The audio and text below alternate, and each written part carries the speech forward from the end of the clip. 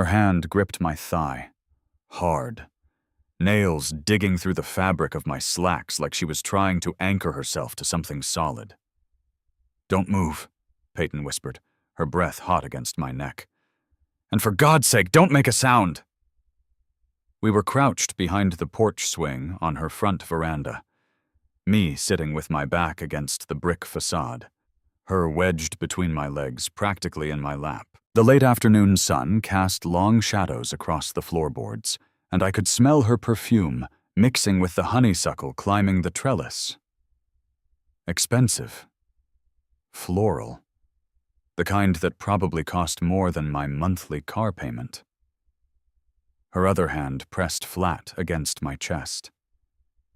I could feel her trembling. The rational part of my brain, the part that had spent 12 years reviewing site plans and calculating density ratios, was cataloging exit routes. The porch had 3 access points: front steps, side gate, kitchen door. All currently blocked by the black Mercedes idling in the driveway and the 2 men in suits walking up the front path. "Peyton Torres?" The voice carried authority. Old money authority, the kind that came with corner offices and country club memberships. "We know you're home. Your car's in the garage." She shifted closer, and I felt every point of contact like a live wire, her back against my chest, my arms instinctively coming up to steady her shoulders. This was the woman I'd joked about 2 weeks ago at her son Marcus's housewarming party, the comment that had made everyone laugh and Marcus throw a couch pillow at my head. "Your mom's hotter than girls I've dated." I'd meant it as a compliment. She'd laughed, touched my arm, said something about me being sweet. Now she was using me as a human shield while hiding from what appeared to be corporate enforcers, and the situation was significantly less funny. "Mr. Castellano sent us," the second voice called out. Smoother, younger, more dangerous. "He just wants to talk about the Harbor District rezoning. Very reasonable conversation." I felt Peyton's sharp intake of breath. Rezoning. Development. Harbor District.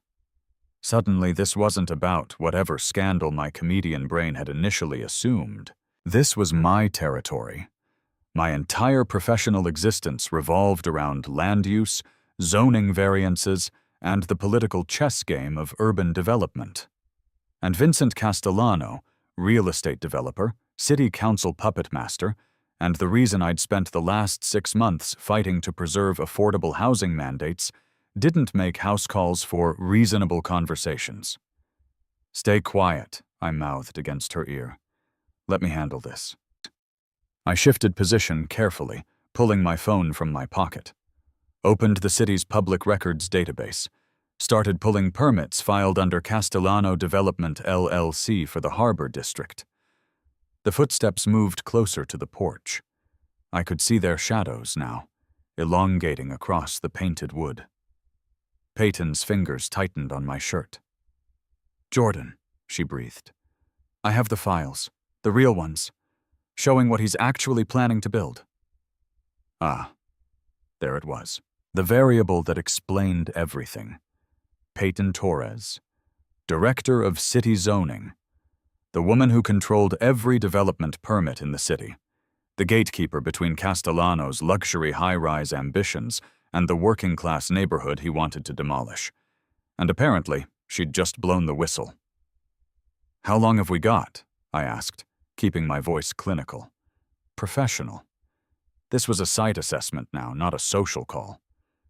"He knows I copied the documents. I have maybe 6 hours before he files an emergency injunction to get me suspended pending an ethics investigation." Her voice cracked slightly on the last word. "Once I'm removed from my position, he replaces me with someone on his payroll, and the approvals go through." I checked the permit timeline on my phone. Harbor District public hearing was scheduled for Wednesday, 3 days from now. The men on her porch weren't here to talk. They were here to retrieve evidence, intimidate a witness, or both. I did what I always do when faced with impossible deadlines and hostile stakeholders. I ran the numbers. Available resources: 2 days, 14 hours. 1 compromised zoning director with documentation. 1 urban planner with city council connections and a comprehensive understanding of municipal code. Risk assessment: if Castellano succeeded, 43 families displaced.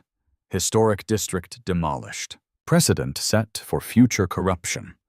Probability of success using conventional channels, 23%. Probability of success if we bypassed conventional channels and went directly to the media with irrefutable evidence, 67%. I made the calculation in approximately 4 seconds. "We're not hiding," I told her, my voice steady. "We're buying time to build the case." The doorbell rang. Once, twice, then the harsh knock of someone who expected compliance. I pulled out my phone and texted Marcus. "Your mom's porch. Need you to make a very loud, very public phone call to the police about suspicious vehicles in the neighborhood. Now." Response came in 15 seconds. "What the fuck is happening, me? Harbor District, Castellano. Your mom's a hero. Call the cops." I watched through the porch railing slats as both men's phones buzzed simultaneously. They checked the screens, exchanged glances. The older one spoke into his phone, too quiet to hear. 30 seconds later, they walked back to the Mercedes. But they didn't leave, just repositioned at the end of the driveway, watching. Peyton exhaled shakily. "They're not going away." "No," I agreed. "But we just established a witness timeline. Marcus called the police about suspicious activity at..." I checked my watch. 4:47 p.m. "Any violence against you now has a documented prelude." She turned her head slightly, enough that I could see her profile. Sharp cheekbones, mascara slightly smudged. The kind of controlled composure that came from years of city council meetings and hostile developers, now starting to fracture. "You didn't have to get involved," she said quietly. I thought about the Harbor District, the Vietnamese grocery store that had been there for 30 years, the community center where kids went after school, the affordable apartments Castellano's environmental impact statement had classified as blighted structures recommended for demolition. "Yes," I said. I did. We moved inside through the kitchen door once Marcus's strategically loud phone call to the non-emergency police line had been logged. The dispatcher had promised a patrol car would swing by, standard procedure for suspicious vehicle reports, which bought us maybe 90 minutes before Castellano's men realized the cops weren't actually interested in 2 guys sitting in a legally parked car. Peyton's home office looked exactly like I'd expected.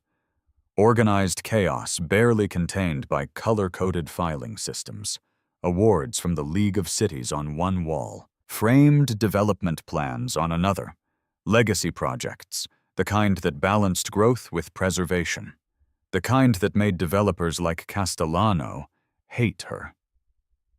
She moved to her desk, pulled a thumb drive from inside a hollowed-out law dictionary, held it up.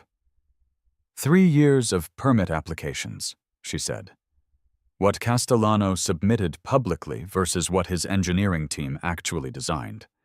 The documents don't match. I plugged the drive into her computer, started pulling files. What I saw made my chest tighten.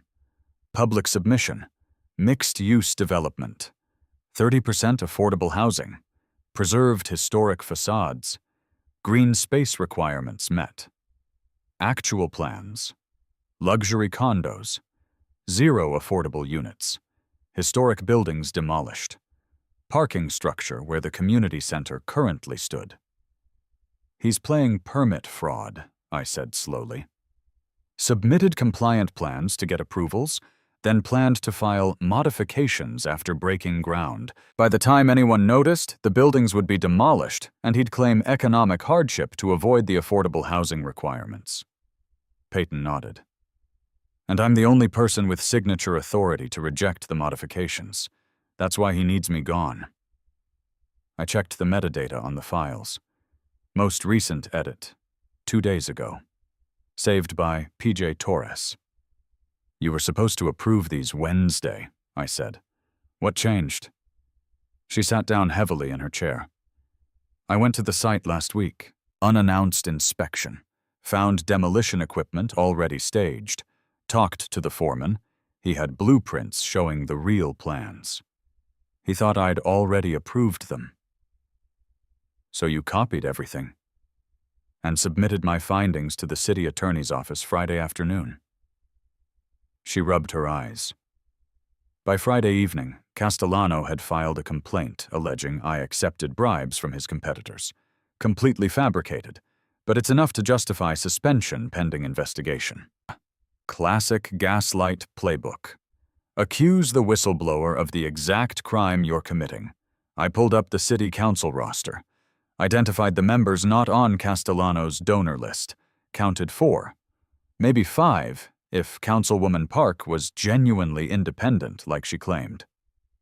We need 5 votes to emergency suspend Castellano's permits pending investigation, I said. That kills his timeline and triggers a formal audit. We'll never get 5 votes in 3 days. Not through official channels. I opened a new browser tab.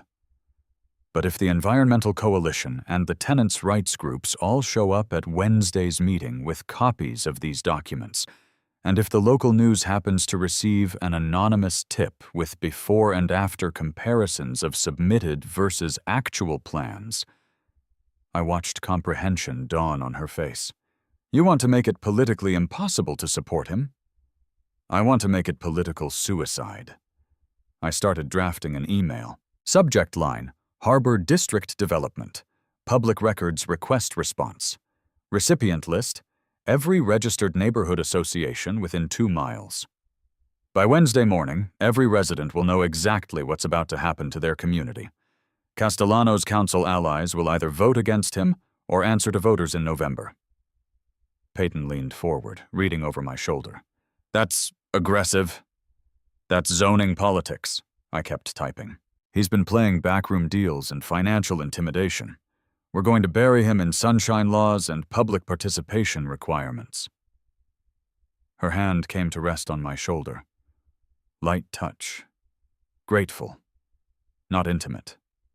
I compartmentalized the warmth that spread through my chest.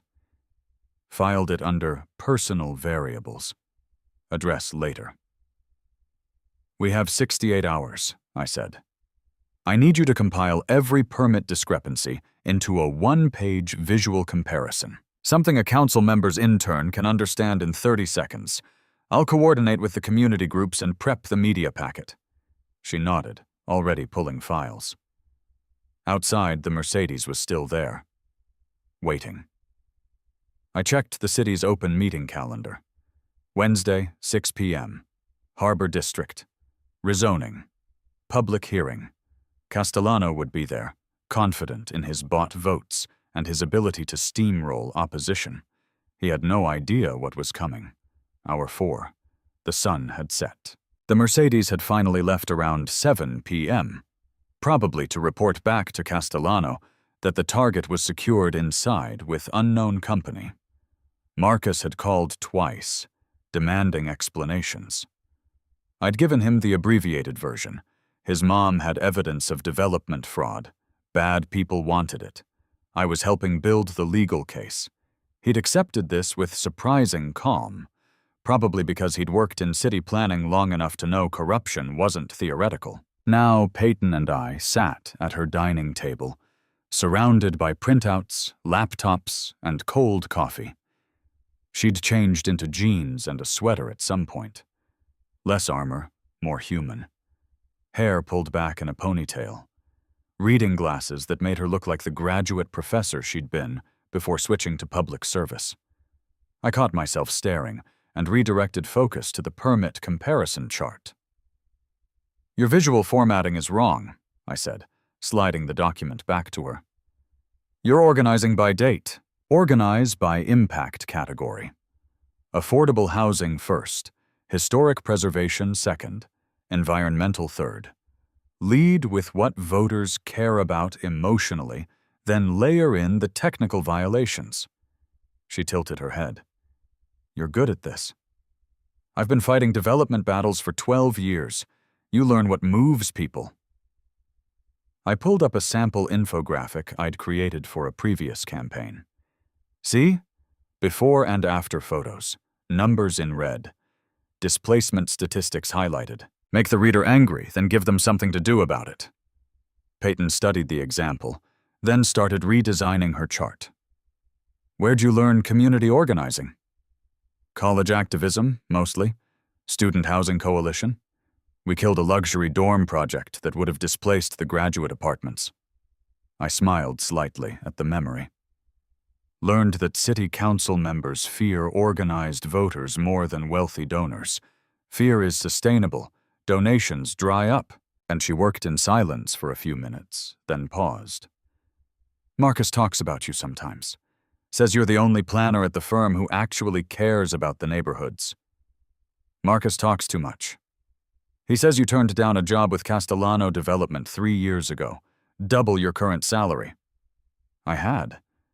Castellano had offered me senior planner, full benefits, signing bonus.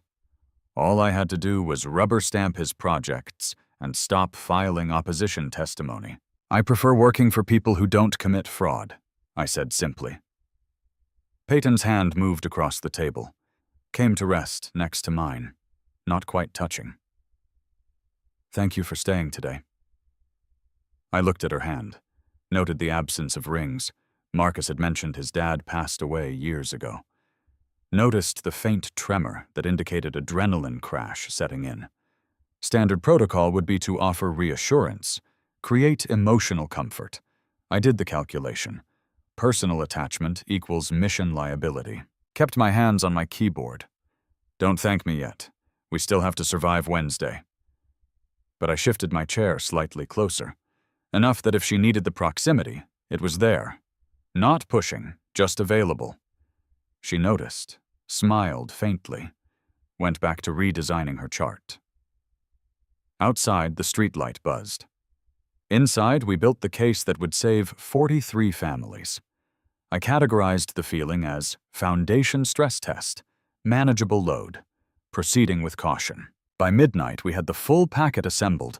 I sat back, reviewing the final documents with the systematic approach I usually reserved for comprehensive plan amendments.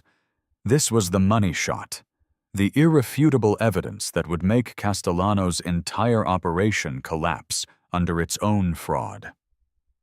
Walk me through the technical violations, Peyton said, coffee cup in hand. I need to be able to defend every claim under hostile questioning.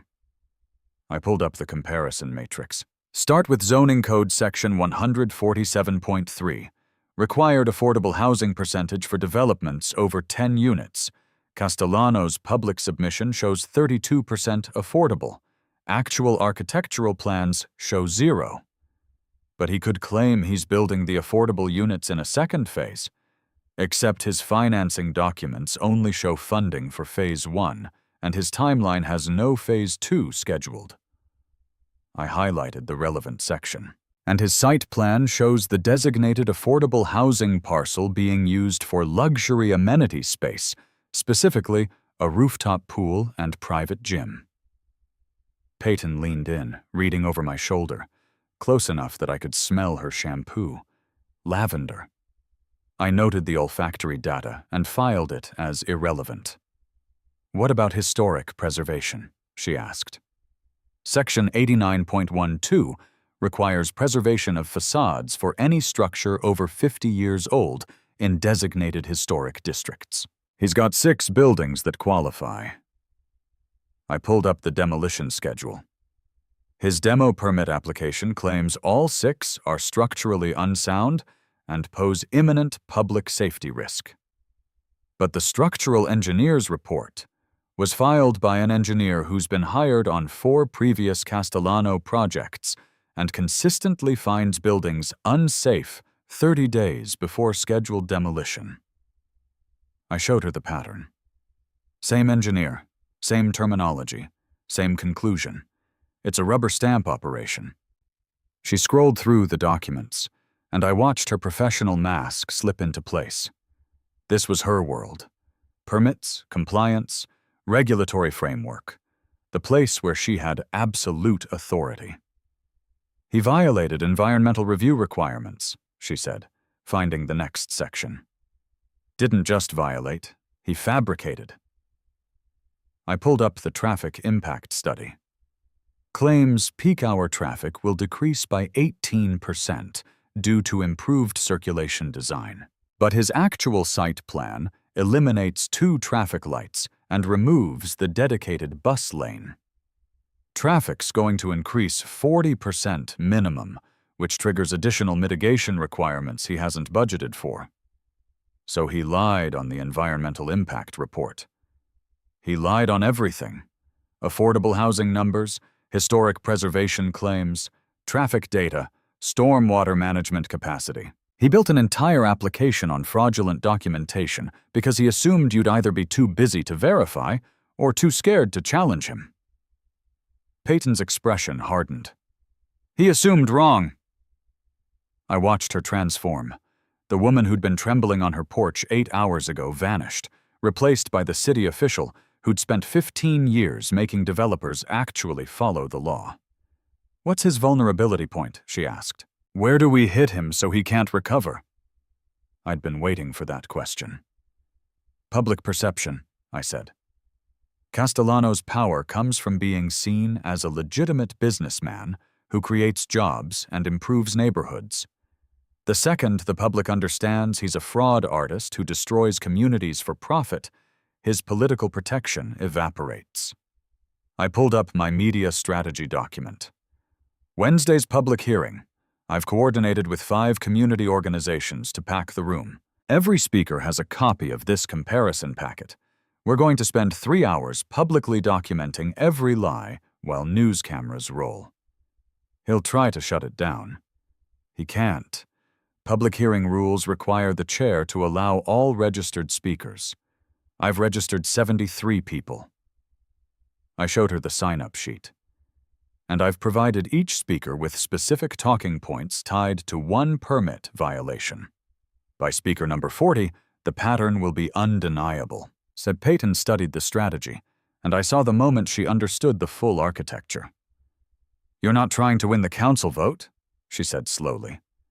You're trying to create a public record so comprehensive that any council member who votes for him gets buried in opposition research.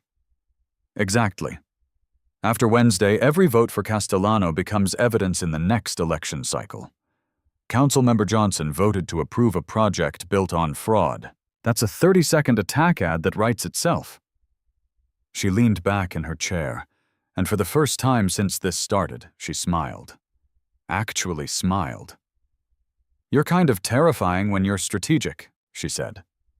I filed that comment under positive performance metrics and kept working. One more thing, I said, pulling up the final document. I need you to submit a formal request to the city attorney for an emergency investigation, tonight, time-stamped before Castellano can claim we coordinated our response. On what grounds? Suspected violations of Penal Code 72, filing false documents with intent to defraud a government agency. I'd already drafted the request letter. You're the director of zoning. You have a legal obligation to report suspected fraud. This protects you from retaliation claims and establishes the official record. She read the letter, signed it, scanned it, sent it to the city attorney's emergency email at 12:47 a.m.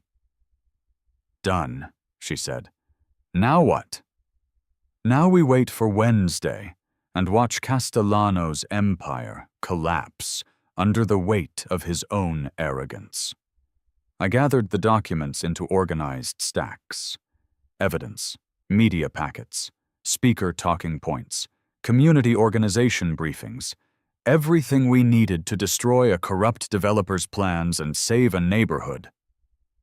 Peyton stood, stretched, then surprised me by stepping closer.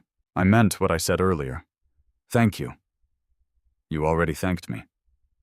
I'm thanking you again. She held my gaze. Most people would have walked away when those men showed up.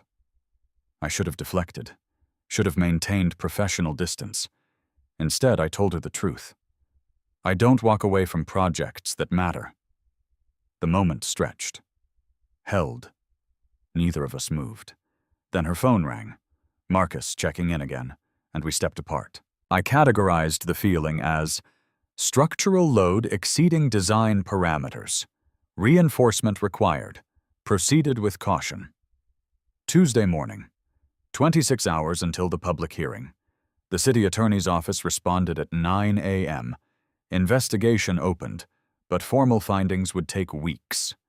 Useless for our timeline. I was coordinating final logistics with the Environmental Coalition when Peyton called. They moved the hearing, she said without preamble. Emergency council session, tonight at 6 p.m. instead of Wednesday. I felt the bottom drop out of the strategy. That's impossible. Public notice requirements. Castellano got 3 council members to invoke the emergency session rules. Claims urgent financial timeline. Public notice was posted an hour ago. Her voice was tight. We lose 24 hours of prep time, and half our registered speakers won't get the message in time. I pulled up the council rules. She was right. Emergency session clause allowed same-day hearings with minimum 4-hour public notice for matters of significant financial impact to the city. Castellano had just weaponized bureaucracy against us. How many speakers can we mobilize in 8 hours? I asked. Maybe 20, 30 if we're lucky. I ran the numbers. 30 speakers at 3 minutes each. 90 minutes of testimony. Not enough to establish the full pattern. Not enough to bury him in documentation. And worse, media wouldn't have time to properly research and contextualize the story. We'd lose the press coverage that made the whole strategy work. Jordan? Peyton's voice cracked slightly. If this fails tonight, I'm suspended tomorrow morning. Castellano gets his interim director approved by Friday. Permits go through next week. I heard what she wasn't saying. If this fails, I lose everything. My career, my reputation, my ability to ever work in public service again. 3 years of permit applications. 15 years of professional credibility. 1 career-ending accusation of corruption from a developer with unlimited legal resources. Standard response would be reassurance, emotional comfort. Tell her it would be fine. I didn't lie to clients, and I wasn't starting now. Probability of success with current timeline, 42%, I said clinically. Probability of your suspension, 96%. Probability of Castellano's plans proceeding, 71%. Silence on the other end. But, I continued, probability of complete strategic victory if we adapt the approach, 68%. How? I pulled up a new document, started outlining. We're not trying to win the vote tonight.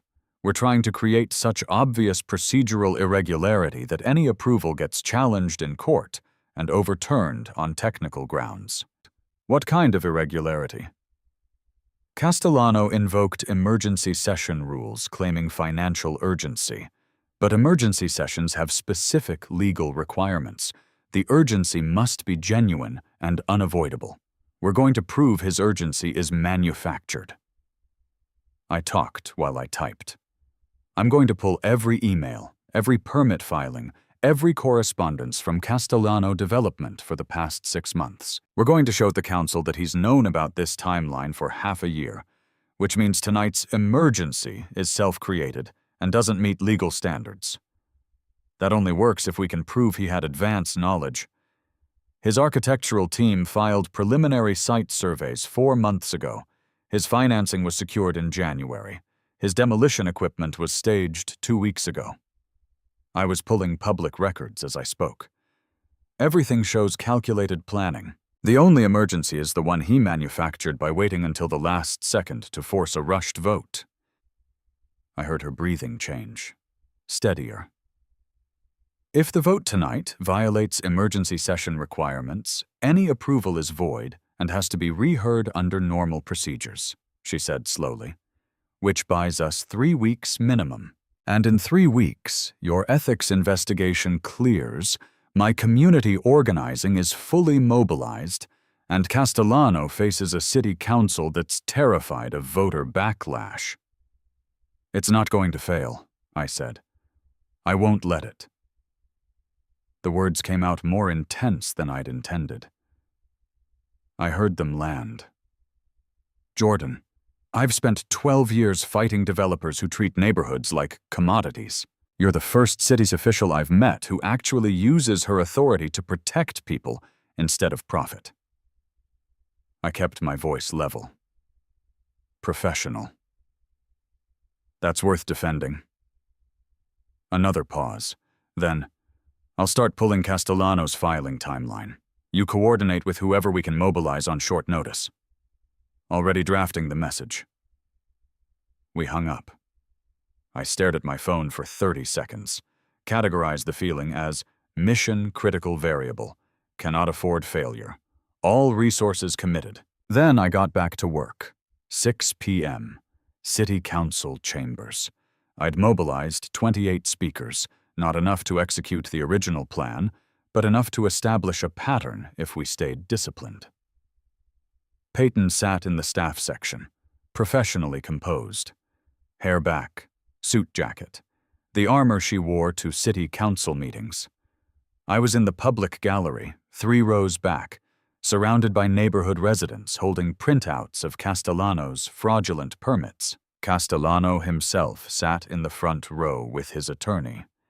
Expensive suit, confident posture, the body language of a man who'd already won.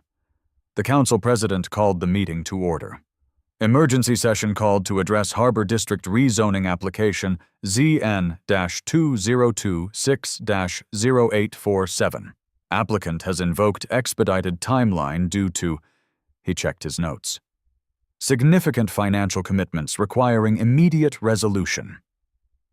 I watched 3 council members, Johnson, Martinez, Chen, exchange glances. Castellano's votes. Already secured. We'll hear from the applicant, then public testimony, then council deliberation. Castellano's attorney stood. Slick presentation about job creation, economic development, community investment. Showed renderings of the public submission plans, the ones with affordable housing and preserved facades. Never mentioned the actual plans would demolish everything. 5 minutes of polished lies. Then public testimony opened. I'd coordinated the speaker order strategically. First speaker, Mrs. Nguyen, owner of the Vietnamese grocery, 73 years old, 31 years in business. Spoke in heavily accented English about her store, her family, her customers. This man say he build homes for families, but he destroy my store that feed families for 30 years.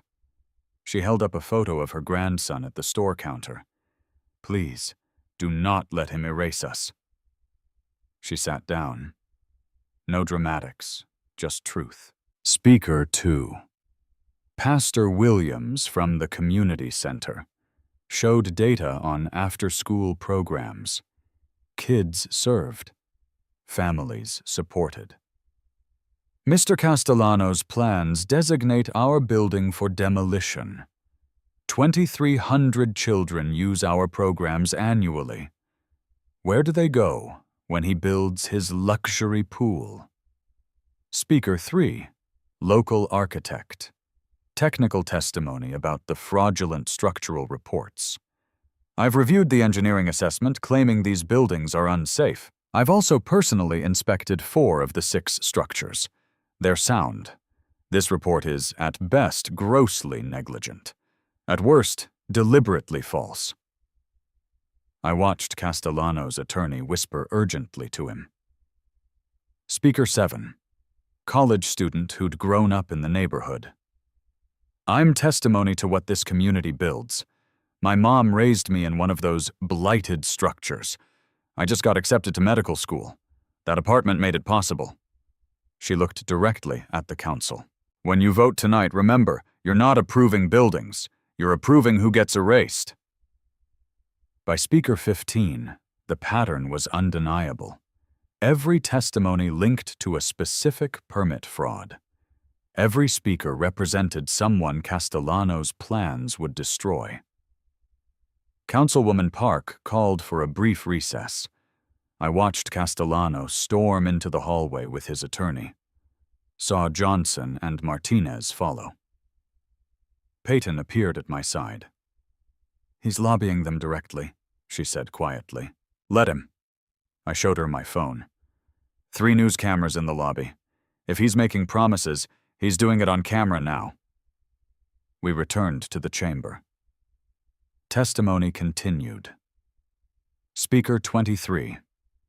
Environmental lawyer I'd contacted that morning. I'm submitting formal objection to this emergency session on procedural grounds. Public records show the applicant has known about this timeline for 6 months. Manufacturing urgency to bypass normal public participation is a violation of both city code and state environmental law. Any vote taken tonight is subject to immediate legal challenge. I saw the council president's expression change. Speaker 28. Final testimony. Marcus. He stood at the podium, and I realized Peyton hadn't known he was coming. My mom is Peyton Torres, Director of Zoning. Some of you know her. Some of you've worked with her for 15 years. He paused. She's the reason I went into city planning, because she showed me that government could actually protect people instead of just serving developers. He pulled out a document. Mr. Castellano has accused her of corruption, of accepting bribes, of violating her oath of office. His voice hardened. I'm submitting notarized financial records showing every dollar of her income for the past 3 years, every bank account, every investment, every source of revenue. And he placed the documents on the clerk's desk. My mom is getting destroyed professionally because she refused to approve fraud. And you're all watching it happen. He looked at each council member individually. When you vote tonight, own it, because we'll remember. He sat down. The room was silent. Council President cleared his throat. Thank you for public testimony. Council will now deliberate. Councilwoman Park spoke first. I'm moving to continue this item to next month's meeting pending procedural review. The emergency session justification appears questionable given the documented timeline, and the allegations raised in public testimony warrant formal investigation before approval. Second, said Councilman Rodriguez. I watched Johnson's face. Chen's face. Martinez whispered to Castellano. Discussion? The president asked. Johnson tried. The applicant has significant financial commitments. Delay creates unnecessary. The applicant created the timeline, Park interrupted. If he'd filed under normal procedures 6 months ago when he started planning, we wouldn't be here. I'm not rubber stamping rushed approvals because a developer failed to plan appropriately. Vote was called. Park. Yes. Rodriguez. Yes. Thompson. Yes. Washington. Yes. 4 votes to continue. Johnson. No. Chen. No. Martinez. No. 3 votes to approve tonight. 2 members abstained, visibly uncomfortable with the optics after public testimony. Motion to continue passed 4-3. Castellano's face went crimson. The room erupted in applause. I turned to find Peyton. She was already moving toward Marcus, pulling him into a hug. I stayed in my seat. Let them have the moment. Categorized the feeling as successful load transfer, structure holding, mission accomplished. Allowed myself 30 seconds of satisfaction before starting to plan the next phase. 10 o'clock, City Hall parking garage. Most of the crowd had dispersed. Peyton found me leaning against my car, reviewing notes on my phone.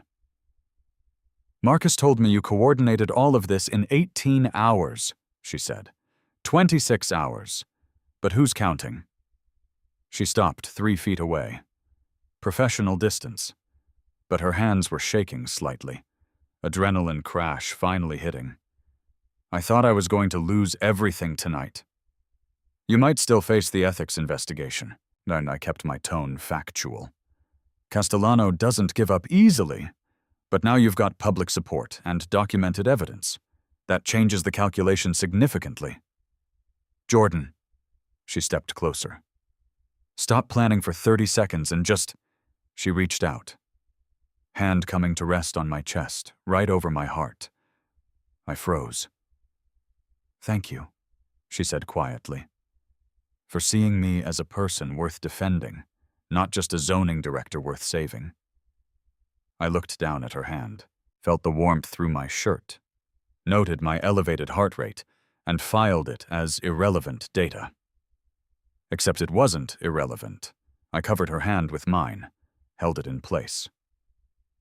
You made it easy, I said. You're the first public official I've met who actually meant the public servant part. She smiled slightly. Marcus says you're impossible to compliment, that you deflect everything. Marcus talks too much. But he says you'd be terrible at dating because you'd treat it like a project management exercise. Marcus should focus on his own relationships. She laughed. Actually laughed. The sound surprised me. Then the laugh faded, and we were just standing there, her hand on my chest, my hand covering hers, 3 feet apart in an empty parking garage at 10 p.m. I should go, she said.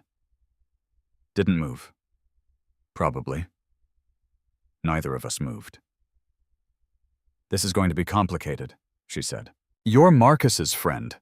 I'm 20 years older than you, and we just spent 2 days in crisis mode, which means this might just be adrenaline.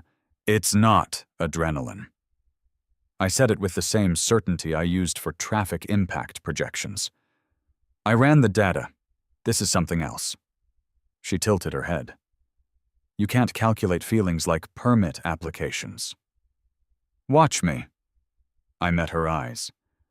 Probability of sustained interest after crisis resolution, 89%. Probability of emotional stability under normal conditions, 92%. Probability of this being a mistake, 11% with a 4% margin of error. She stared at me, then started laughing again. You're serious. You actually ran the numbers. I always run the numbers. She shook her head, smiling. What am I supposed to do with you? Give me 3 weeks. Let the investigation clear. Let the Harbor District vote happen under normal procedures. Let everything settle. I squeezed her hand gently. Then let me take you to dinner, somewhere that's not a crisis, somewhere we can figure out if this is adrenaline or something worth building. She considered this. 3 weeks. 3 weeks. She pulled her hand back slowly. I let it go. And Jordan? She was walking toward her car. Marcus is going to lose his mind. Marcus will survive. She drove away. I stood in the parking garage and allowed myself 5 minutes to process. Categorized the feeling as foundation load exceeding original design parameters, requires structural reassessment and reinforcement strategy. Probability of successful outcome, pending further data. Then I got in my car and went home to start planning the Harbor District Community Organizing Campaign, because 3 weeks gave us exactly enough time to make Castellano's defeat permanent. 3 weeks and 4 days later, City Council chambers again. The ethics investigation had cleared Peyton in 11 days. Castellano's allegations were so transparently fabricated that even his own attorney had quietly withdrawn from the case. The Harbor District vote was scheduled for tonight under full public participation rules. I'd spent 21 days mobilizing every neighborhood organization, tenant coalition, and environmental group within 5 miles.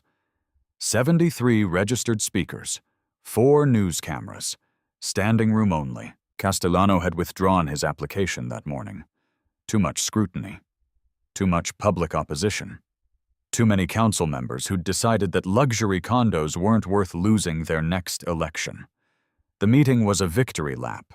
Council voted 7-0 to reject the rezoning and initiate a community-led planning process for the Harbor District. I watched from the gallery as Peyton, reinstated to full authority, formally accepted the council's direction and committed to transparent public engagement. Professional, composed.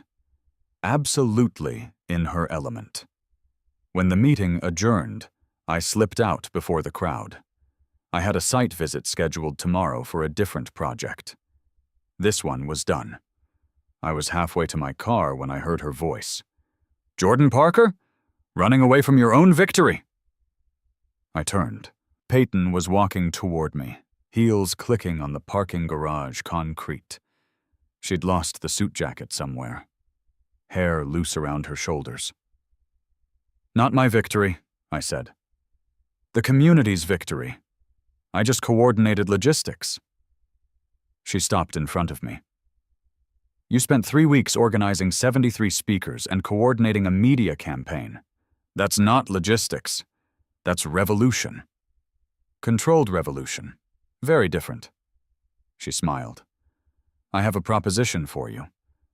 "I'm listening." "The city is creating a new position, community planning liaison, someone to coordinate between residents and the planning department, make sure developments actually serve neighborhoods instead of displacing them." She paused. "It's yours if you want it." I ran the calculation. City job, better benefits, actual authority, direct impact on policy. "That's a significant career change," I said carefully. "It is." She stepped closer. "And there's a personal component to this offer too." "Which is?" "I'd like you to have dinner with me, somewhere that's not a crisis. Somewhere we can figure out if what we built in 2 days of chaos has any foundation in normal life." She held my gaze. "But I need to know you're interested in both. The job and the dinner. Because I won't be your boss if we're—" She hesitated. "Exploring something personal." I thought about my current position. Safe, stable, limited impact. I thought about the Harbor District, Mrs. Nguyen's grocery store, Pastor Williams's community center, 2,300 kids in after-school programs. I thought about Peyton. The way she'd stood in that council meeting and fought for her community, the way she'd trusted me with everything. "I accept," I said. "Both offers." She smiled. Actually smiled. The real one, not the professional mask. "Marcus is going to have opinions," she warned. "Marcus will survive." She reached for my hand, held it openly, public commitment in front of anyone who might be watching. "So," she said, "dinner tomorrow? Somewhere without permit applications or fraudulent developers?" "Somewhere quiet," I agreed, "where I can run the long-term viability projections." She laughed. "Do you ever stop calculating?" I pulled her slightly closer. "Not when the data matters." And for the first time in 12 years of fighting development battles, I filed a personal variable as mission critical. Requires full investment of resources. Probability of success. Worth the risk. We walked to our cars together.